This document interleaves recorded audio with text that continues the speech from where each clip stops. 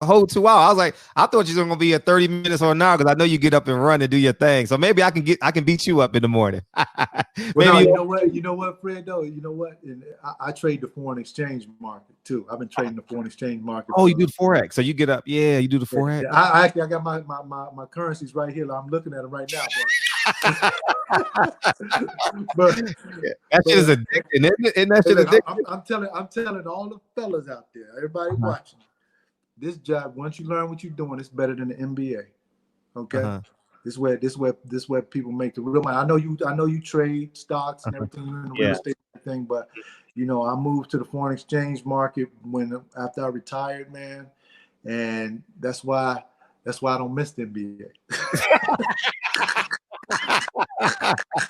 God bless your soul, man. But you were wise enough to throw 2 pennies underneath the pillow anyway, so we ain't worried Yeah, about that. yeah, Yeah. yeah, yeah. Man, we thank you for coming. This was an amazing show. I was part fan, part interviewer. Thank you, man. Like for No, real, no. man. This was a blast, man. You took me down man, Yeah, man. hey, Oh, DB, you want to call? He died to talk. You call in right now, DB. He's been okay. calling all night, but he's been second every time. Call in, DB, and stay on the phone with him. Call in. Hurry up, man. Hurry up. Yeah, hey, look, I can't wait for you to have Whitlock back because Oh yeah, I thoroughly enjoyed your conversation with him, yeah. I man. appreciate you, man, because I was thinking, I was thinking about it. I haven't rewatched it yet because I want to take myself away from it so I don't be so judgmental on myself. Mhm. Uh, it took, in my humble opinion, it took me too long to get to him. You know what I Yeah, mean? Like I felt I didn't really have a sense of him yet. And then when I realized he was very literal, I uh-huh. said, "Oh, okay. I got it." Yeah, And then about the 30, in between 30 and the 45-minute mark, I was like, I'm very comfortable with him now. I'm very comfortable with him now. And yeah. then we can go because the analogy I've been giving people was the LeBron James quote, right? He says,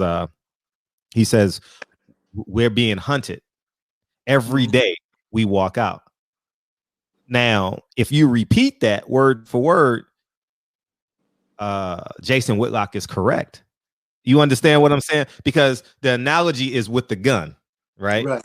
So Mhm. I'm not being literally hunted every time I walk out, although I know the energy that surrounds it, but I Right. can't. So I got to redirect him Uh-huh.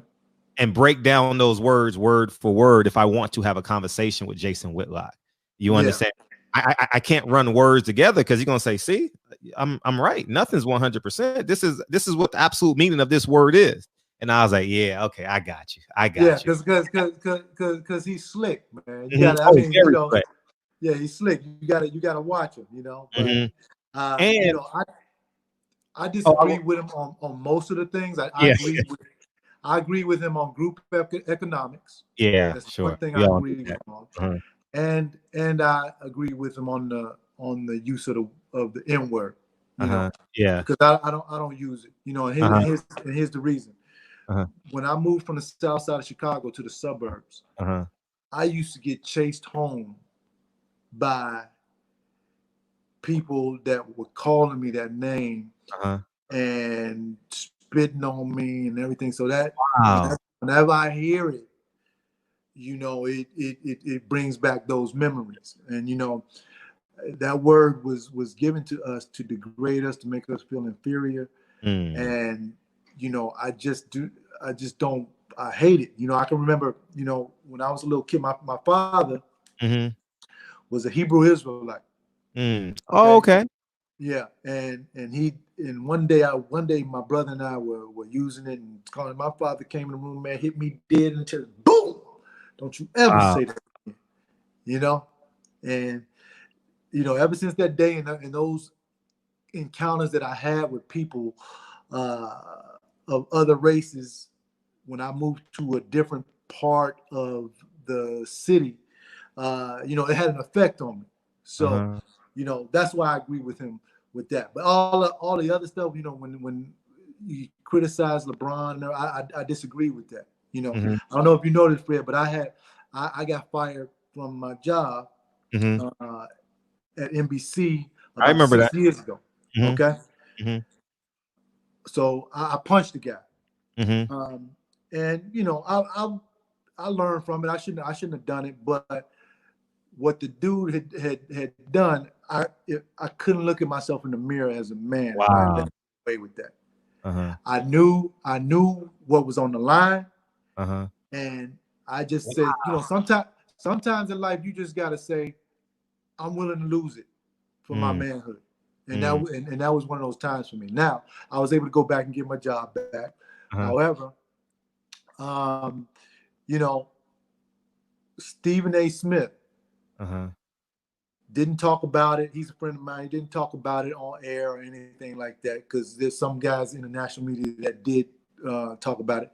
He waited until he saw me, called me, and pulled me aside. Said, "Yo, Kendall, this is the way I feel how you should have handled that situation," and I appreciate that. Whitlock, if you got a problem with LeBron, call that brother. Exactly. That's exactly what I told you. Don't criticize him. That man is doing great things. I just saw him Saturday night doing the college, the high school graduation thing, you know, for all of the kids. I just saw him today on Sports, and he was delivering $1.3 million to a family. Yeah, amazing. LeBron James is doing great things, man. So if you got a problem with him, pull him aside, man. Let's not do that. Look. Criticize in private, praise in public, man. Criticize in private, praise in public. Great quote. Great quote. That's what we have to do, you know, because it's already hard enough for us anyway. It's so hard, isn't it? Yeah, it's so hard. We can't tear ourselves down, man.